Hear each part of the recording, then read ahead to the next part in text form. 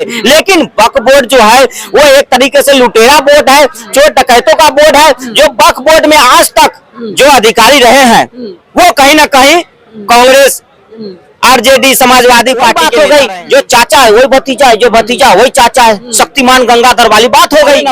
आप बताइए ना, कोई आईएएस आईपीएस जो मदरसा से पढ़ के आईएएस आईपीएस डॉक्टर बना हो, वो नासा में गया हो, इसरो में गया हो, कोई बता दीजिए ना आप कि मदरसा से बढ़ के कोई व्यक्ति आईएएस बन गया हो, गृह सचिव बन गया हो, इसरो का वैज्ञानिक बन गया हो, नासा का वैज्ञानिक बन गया हो। तो आप देखिए ये लोग जो है जो गिनी चुनी पार्टी।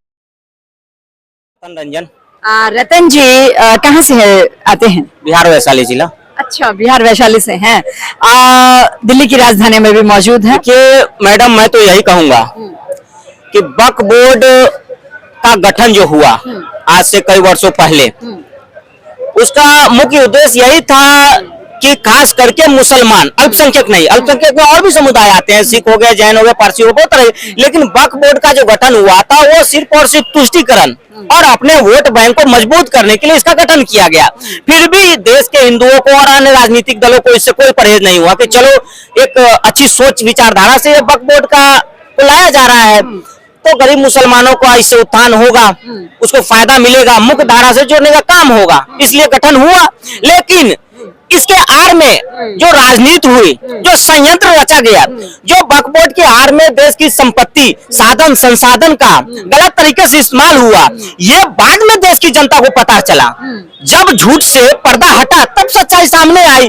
तब तक तो देश की सारी संपत्ति जो है वक्फ बोर्ड के हवाले चला गया था। तीसरा भूस्वामी है इंडिया का, तीसरा भूस्वामी। बिल्कुल। आज देखिए रेलवे के पास जो जमीन है या सेना के पास जो जमीन है वो हमारी पब्लिक प्रॉपर्टी, हम गर्व से कहते हैं कि हमारी प्रॉपर्टी है, देश की प्रॉपर्टी है ना। देश के साधन संसाधन पे हमारा हक है, देश के हर व्यक्ति, हर समुदाय, हर धर्म के लोगों का हक है। लेकिन वक्फ बोर्ड एक ऐसी चीज है जहां पे किसी का हाथ अधिकार, सिर्फ गिने चुने लोग, गिने चुने पार्टियां का अधिकार है। कब्जा किया हुआ एक वक्फ बोर्ड जो है गैर संवैधानिक संस्था है। वक्फ बोर्ड की चर्चा ना तो बाबा साहब ने संविधान में की, ना तो संविधान में इसको पारित किया गया, संविधान के अनुसार इसको ना तो पारित किया गया, तो पूरे तरीके से गैर संवैधानिक है। बाबा साहब अगर लिख के जाते संविधान में कि वक्फ बोर्ड जो है वो देश हित में है, समाज हित में है, तो आज हम वक्फ बोर्ड के साथ खड़े रहते।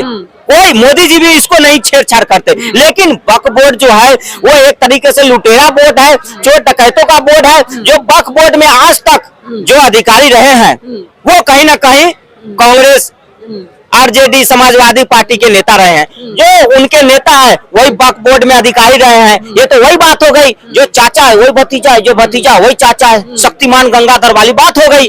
आज जब इसमें संशोधन किया जा रहा है, 2013 में फिर लास्ट संशोधन किया गया था जब कांग्रेस की विदाई हो रही थी, जब कांग्रेस देश से जा रही थी, तब कांग्रेस ने क्या किया देखिए, अपने वोट बैंक को खुश करने के लिए उसमें ऐसा संशोधन ला दिया, अमेंडमेंट कर दिया कि वक्फ बोर्ड अगर किसी संपत्ति पे दावा करती है तो वो उसका सुनवाई किसी कोर्ट कचहरी में नहीं होगा, किसी थाने में नहीं होगा, किसी जज के पास नहीं होगा। ये कौन सा संवैधानिक अधिकार है? क्या संविधान में है ऐसी कोई?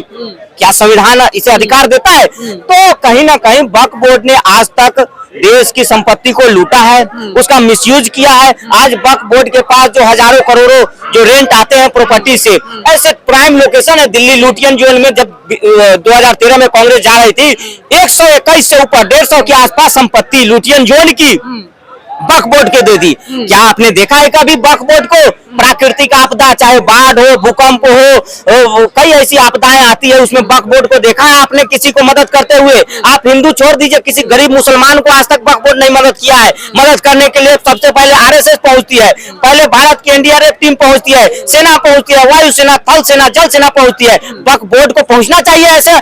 आज वक्फ बोर्ड, अगर वक्फ बोर्ड ने कभी किसी गरीब मुसलमान का बच्चा जो पढ़ना चाहता है, जो डॉक्टर इंजीनियर बनना चाहता है, जो भारत का नाम रोशन करना चाहता है, चाहे वो खेल के क्षेत्र में हो, चाहे किसी भी क्षेत्र में, आपने नहीं सुना होगा कि वक्फ बोर्ड ने उसको पढ़ाया लिखाया हो, डॉक्टर इंजीनियर बनाया हो, आईएएस आईपीएस बनाया हो? क्योंकि वक्फ बोर्ड नहीं चाहती कि कोई एक गरीब मुसलमान पढ़ लिख के अच्छा पोस्ट पे चला जाए। वक्फ बोर्ड ने कभी एक 3 तलाक से पीड़ित महिला को कभी एक हक नहीं दिया। जो वक्फ बोर्ड गरीब मुसलमान के पास छत नहीं है उसको छत नहीं दिया, तो फिर वक्फ बोर्ड का क्या काम? वक्फ बोर्ड ने सबसे ज्यादा अगर शोषण किया है तो मुसलमानों का हक का किया है, मुसलमानों को मुख्य धारा से जोड़ने में दूर रखा।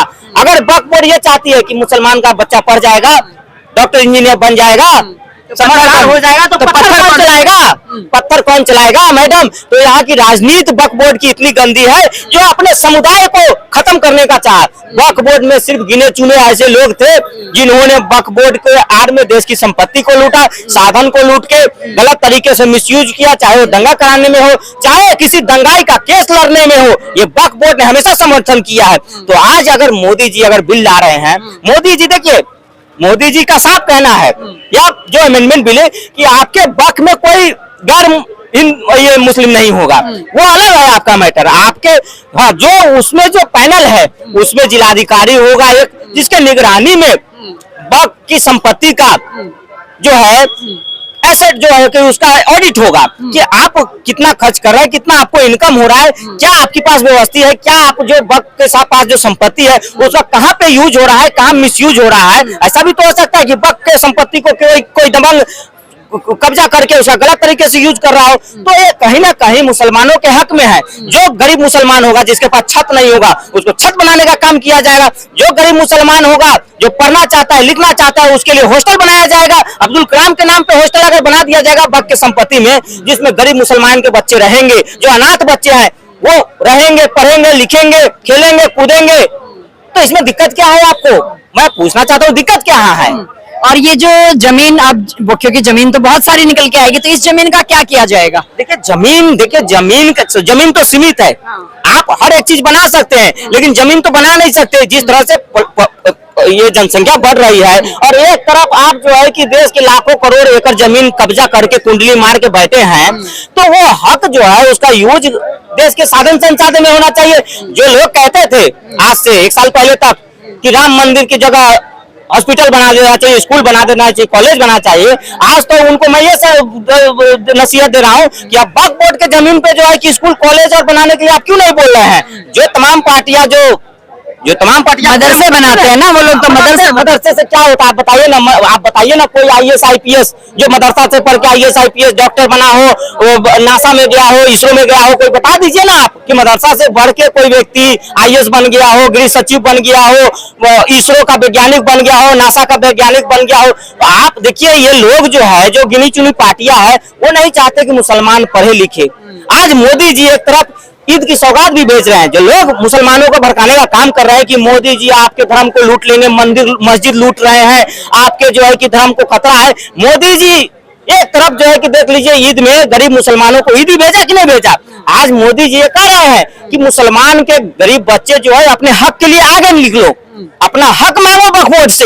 जो वक्फ बोर्ड लाखों कई वर्षों से आपका हक छीन के बैठा है, तो इसमें दिक्कत क्या है? ये तो मुसलमानों की भलाई के लिए। लेकिन आप देख रहे हैं जिस तरह से Congress party, Samajwadi party, RJD party मुसलमानों को भड़काने की कोशिश कर रही है कि आपका वक्फ बोर्ड जो है कि छीन जाएगा, आपकी मस्जिदें छीन जाएगी, आपकी जो है कि ये छीन जाएगा, वो छीन जाएगा। कुछ नहीं छीनने वाला है। मोदी जी कह रहे हैं कि एक हाथ में कुरान लो, एक हाथ में लैपटॉप लेके आगे बढ़ो, मुख्यधारा में जुड़ो।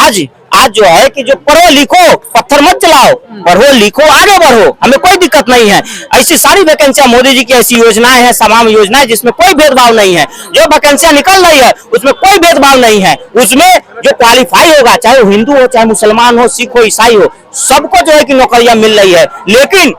लेकिन आप देख रहे हैं किस तरह से जो है विपक्ष ये भड़का रही है कि नहीं, आप तालीम लो सिर्फ अपने धर्म की, छोड़ दो देश दुनिया की तरक्की छोड़ दो। भाई कैसे छोड़ दे? आज जो है ना, आप गिने चुने जो है, जब हमारा मोहम्मद शमी खेल में नाम रोशन करता है तो इनको जो है ये लोग फतवा जारी कर देते हैं। देखो ये मानसिकता का क्या दर्शाती है कि इनको विकास से कोई लेना देना नहीं है। देश 5वीं अर्थव्यवस्था बन गया, देश 5वीं अर्थव्यवस्था से 3वीं की ओर बढ़ रही है, लेकिन यहाँ पे मुसलमानों को जिस तरह से भड़काने का काम हो रहा है कि बस पत्थर चलाओ, पत्थर चलाओ, पत्थर चलाओ, लैपटॉप नहीं खोलो, किताब नहीं खोलो, स्कूल मत जाओ, कॉलेज नहीं जाओ, मदरसा जाओ और आओ और पत्थर चलाओ। तो ये मानसिकता इनकी दर्शा रही है मैडम कि मोदी जी की जो विचारधारा है, मोदी जी को जो विकासशील जो परियोजनाएं, जो योजनाएं हैं, उसमें आप देखिए किस तरह से जो है कि पूरे देश में, पूरे विश्व में जो है कि मोदी जी की एक अलग ही पहचान बन रही है। मोदी जी अपने देश की जो है कि विकास की गाथाएं पूरे विश्व में सुना रहे हैं, पूरे देश में चर्चाएं हो रही है। आज रसिया हो, आप यूक्रेन हो, या तमाम ऐसे बड़ी बड़ी कंट्री है जहाँ पे भारत का नाम बड़े गर्व से ले। लेकिन आज जो है कि आज अगर वक्फ बोर्ड की आड़ में कई सारे ऐसे मौलाना हैं जो मुसलमानों को भड़काने की कोशिश कर रहे हैं कि सड़कों पे उतरो, दंगा करो, पत्थरे चलाओ, धरना करो, प्रदर्शन करो, लेकिन आ ही रहे हैं ना ये बात तो कि राज्यसभा में अब अगर राज्यसभा में पास हो गया आगे चला गया तो हम तो इसको मानेंगे नहीं, हम तो आगे जाएंगे, हम कोर्ट में भी जाएंगे। तो ये क्या चीज? मानना पड़ेगा, मानेंगे नहीं, मानना पड़ेगा कि क्यों अब वो सरकार नहीं है जो वोट बैंक के लिए कश्मीरी पंडितों को जम्मू से निकल गए, वोट बैंक के लिए चुपचाप रहे। केरला से जो है कि धर्मांतरण जो है कि चरम सीमा पे है, आज भी है, लेकिन सरकारें चुप रही। क्या क्या नहीं हुआ, लेकिन सरकारें चुप रही। देश बट गया, पाकिस्तान बन गया, बांग्लादेश बन गया, क्या क्या, लेकिन सरकारें चुप रही। लेकिन अब वो सरकार नहीं है जो अपने वोट बैंक के लिए जो है कि चुप रहेगी। अब वो सरकार है जो सिर्फ और सिर्फ विकास करना चाहती है। अगर विकास किया रास्ते में अगर कोई हिंदू विरोधा बनेगा तो सरकार उसके साथ भी वही सख्ती से कार्रवाई करेगी। तो यहाँ हिंदू मुसलमान का कोई बात ही नहीं है। आज जो वक्फ बोर्ड का संशोधन अमेंडमेंट हो रहा है, इससे गरीब मुसलमानों को फायदा होगा। सीधे तौर पे देखिए ना, आप अगर अच्छे दृष्टि से देख रहे हैं, आपकी मानसिकता आई है, तो हमको तो दिख रहा है कि इसमें गरीब मुसलमानों का फायदा होगा। ये कह रहे हैं ना अमेंडमेंट में कि एक सरकारी अधिकारी जो होगा, चाहे वो जिला अधिकारी तो कोई भी हो सकता है, मुसलमान भी हो सकता है, सिख भी हो सकता है, ईसाई भी हो सकता है। ऐसा थोड़ी है कि जिला अधिकारी किसी पार्टी का एजेंट नहीं होता है मैडम। जिला अधिकारी जो होता है वो देश की सेवा के लिए होता है, जिले के सेवा के लिए होता है, जिले के जो है ना देख रेख के लिए होता है। तो कहां से आप ये लोग कह रहे हैं कि जिला अधिकारी, ये तो कल को यही कहेंगे कि जिला अधिकारी बिक गया, कोर्ट बिक गया। सारे लोग जब बिकी गए और आप दूध के धुले हो, आप दूध के धुले हो, और जिला अधिकारी बिक जाएगा, कभी कहेंगे कि कोर्ट बिक गया, कभी कहते हैं न्यायालय बिक गया, आप दूध के धुले हो, है ना। ये तो वही बात हो गई कि 100 चूहे खाकर बिल्ली चली हज को। आज अगर मोदी जी कह रहे हैं कि भाई साहब आपकी जो संपत्ति है उसका ब्यौरा आपको देना पड़ेगा, उसका जो एक एक पैसा का हिसाब आपको पास रखना पड़ेगा। हम लोग बताइए, हाथ मोबाइल खरीदते हैं, जूता खरीदते हैं, कपड़े खरीदते हैं, लत्ते खरीदते हैं, टैक्स देते हैं कि नहीं देते? वक्फ बोर्ड के पास लाखों करोड़ों की संपत्ति है, वो टैक्स ही नहीं देता है, टैक्स भी नहीं दे रहा है। देश की संपत्ति में आपका एक पैसा योगदान नहीं, और उसके बाद कहेंगे कि हम संपत्ति को लेकर बैठेंगे, तो ये नहीं होगा। देश की संपत्ति पे हक सबका है, बराबर है, ये देश की संपत्ति है।